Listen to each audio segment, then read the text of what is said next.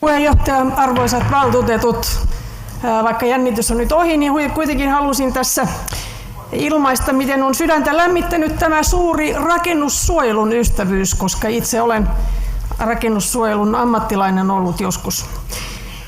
Sen takia halusin tässä vain muistuttaa siitä, että mistä rakennussuojelussa on kysymys, mitkä ovat niitä välineitä ja kuka sitä ohjaa.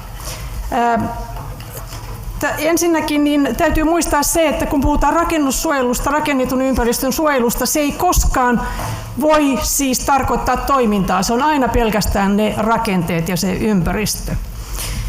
Täällä on viitattu muutamiin järjestöihin, esimerkiksi Docomomo, sehän on juuri se sama järjestö, joka siellä Roihuvuoressa muistutti siitä, että tässä oli kysymys modernin arkkitehtuurin merkittävästä esimerkistä.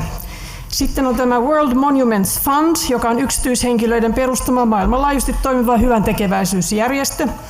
Ja Eurooppa Nostra on yksityishenkilöiden ja järjestöjen eurooppalainen verkosto, joka lobbaa rakennussuojeluasioissa. Mutta millään näistä järjestöistä, näistä kolmesta, ei ole minkäänlaista siis juridista asemaa. Että ovat lobbareita siinä ja asiantuntijoita omalla asiassaan niin paljon niin siinä määrin kuin ovat. Sen sijaan kansainvälisellä tasolla UNESCO, eli YK:n kulttuuri-, tiede- ja koulutusjärjestö, listaa maailmanperintökohteita, ja UNESCOllahan on sikäli merkitystä ja rooli, että se on hallitusten välinen organisaatio ja valtiot ovat allekirjoittaneet suojelua koskevan sopimuksen. Helsingissähän Suomen linna kuuluu tälle UNESCOn listalle. Valtion tasolla taas valtio määrittelee näitä niin sanottuja valtakunnallisia alueiden käyttötavoitteita, vatteja niin kuin sanotaan, ja niiden osana on olemassa tällainen valtakunnallisesti merkittävien rakennettujen kulttuuriympäristöjen lista, ja se on tämä RKY-merkintä, joka esiintyy useissa eri kaavatasoilla.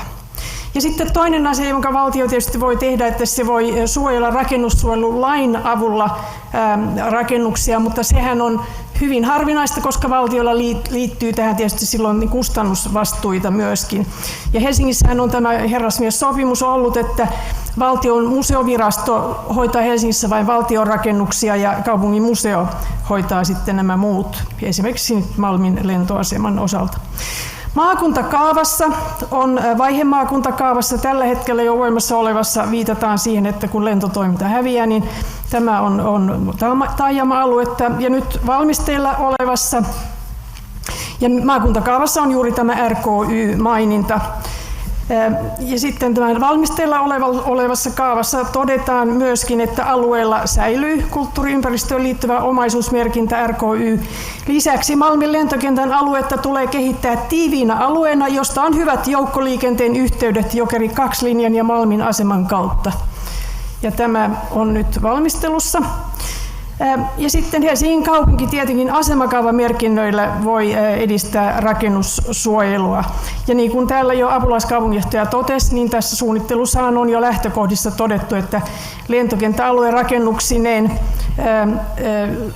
suojellaan. Siellä on siis kiitoratojen linjauksia jää näkyviin, terminaalirakennus, lentokonehalli tullaan suojelemaan asemakaavalla. Eli siis mikään suojelu, ja tässä tullaan erittäin paljon suojelua harrastamaan, ei koske rakennuksen tai sen ympäristön käyttötarkoitusta.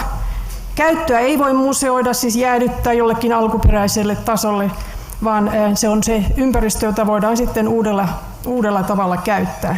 On siis hyvä tietää, että Uusi Malmi on ja sen kulttuurihistoria, sen tulevaisuus on hyvissä käsissä. Kiitos.